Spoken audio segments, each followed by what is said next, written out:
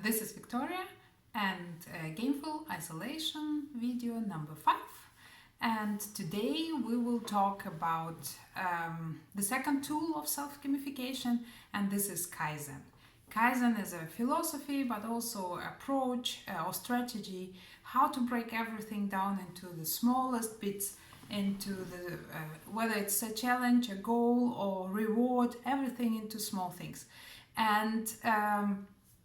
And there are now so many other techniques like micro-progressing, atomic habits, mini habits, but the first one technique, and actually the overall, the global one, approaching anything, either it is a habit or reaching a certain goal or whatever it is, or a wish, a dream, into small bits, it's Kaizen. And it was developed in the first half of the last century, and it comes back, and especially it's known as a Toyota way, as a big part of the Toyota way, and they are known for the quality of their products, and they just live this lifestyle of Kaizen. And I actually started practicing Kaizen even before I heard about the word. I even published a little book which I called 5-Minute Perseverance Game, where I suggested to play a game and to give ourselves points for just working on a certain project for 5 minutes a day. If you worked more for more than 5 minutes, you still got 1 point, so you didn't get stuck with one project but could attend to more tasks that you had for the day. If you were working before less than 5 minutes, then you got half a point, and if you didn't work on that day on the project, then you got 0 points, and those points that you didn't get went to your procrastinating self. So you were working with your you were playing the game, so your driving self, your creative self, was playing a game with the one that pulled on the brakes. So while moderating a round of this 5-minute perseverance game, I actually wrote 6,000 words for a book, and I was completely dumbfounded. I mean, 5 minutes a day, just one day for a month, and you have 6,000 words. So you have a manuscript in a year of a book by just writing 5 minutes a day. But there were some other tasks that I didn't manage to do 5 minutes a day. Even that was like 5 minutes were too big for me, and I didn't know why. And I might not have found, but fortunately I found about Kaizen, but especially also books by a professor at UCLA, Robert Maurer, who helps both private persons but also managers or corporate clients to implement Kaizen and to break everything everything down into small bits. And from him I learned a few brilliant things that actually made clear for me why I procrastinate even the small things and so on, and what I can do to bypass that. And it also explained me something about fear. So the biggest epiphany, or one of the biggest epiphanies when I was reading his books, is that of the structure of our brain. And we have 3 parts in our brains. So we have the brainstem, the midbrain, and the cortex. And the cortex is responsible for all creative things, for rational thinking and so on. For my cortex is responsible for this video. But there is something in the midbrain which can slow down or even stop the functions of the cortex. And this is this small bit is called amygdala. And amygdala is responsible for fight or flight mechanism. So if we fear something in the face of danger, it shuts down the creativity and just sends us into action, either to fight or flee. But the thing is, so it's very healthy. Fear is a very great mechanism because it's actually helped us or any species that live now in the world to survive. But the problem with amygdala is that it switches on in any type of fear. So even if we are safe in this, I'm safe here, but I must say the video projects are quite overwhelming for me. So I procrastinate them.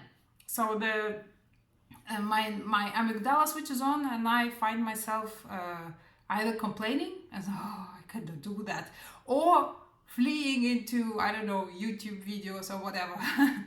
So what to do in such case? Is there a possibility? Yes.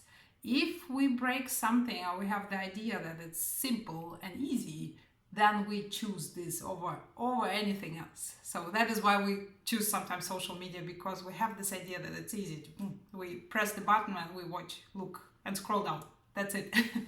But if we break anything that we want to achieve into small bits, they become effortless, and we want to do them too. And I was wondering why 5 minutes were too big for me.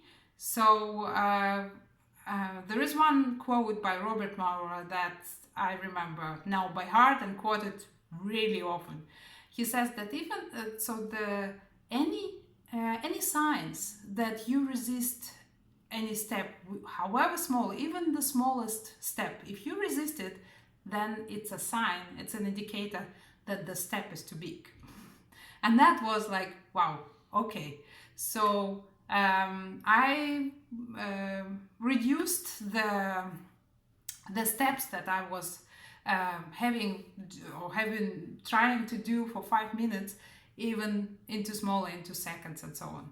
And I also realized something about my to-do lists. When I looked into them, I realized that the tasks there that I recorded, what I wanted to do, and now in the lockdown period, we have our to-do lists are exploding because we're helping our children with homeschooling, we take care of the household, we have to work, and that is like, they become like 3, 4 or more times bigger. When I looked on my to-do lists, I realized that the tasks that I described there, they were really huge. There was sometimes like a New Year's resolution, write a book, or clean the house, or become healthy, do workout every day. So it's they were a bit too big. Or like I was looking at the final, at the goal, when I would reach the goal. But when we have something like that on the to-do list, it's like on the shopping list. Our brains process it like they should be in one go. But to do it in one go, it's like jumping between the rooftops. And no parkour master would try to achieve it without training. And I had the pleasure to watch once how children were trained in parkour. And they didn't jump between the rooftops to begin with. They were jumping onto a small bench, then from the bench to a table and so on. And then the bench and the table were moved a little bit farther, and then they got a taller, higher table to jump on and so on. So that was like a little step. So they were repeating all the same things, and then doing something a little bit more. And we can do the same, actually, the same with our to-do lists. And anytime I try, I see that I resist, I try to bring anthropology and Kaizen together. So I try to think, okay, where am I now? What is my goal? Whatever it is. So it's the big goal, but also the to-do list goal, maybe for today, just that goal. It still could be too far. So what can I do? What is the smallest effortless step that I could take right now with what I have toward it? And the starting point, realizing the starting point is also quite important. I might be upset, or I might be, for example, in the shower, but want to write a book, so I cannot write it there. So the step to do that would be to finish the shower. So that continuous, observing anthropologically, and then identifying the small steps that I can do right now. It works wonders. And also the third tool that we will talk in the next video will help you to do this step, to take the steps in a fun way, but also to find fun ways to appreciate it, and also to get ideas how you could do that. So I hope you enjoy taking small steps, identifying them. So have fun seeing, identifying all that, and actually making them. So today I started doing the list for each step that I do, record it, that I done it, cross out, yes. And I already have 10, and this will be number 11 for today that I achieved. Thank you very much for watching, and see you in the next video.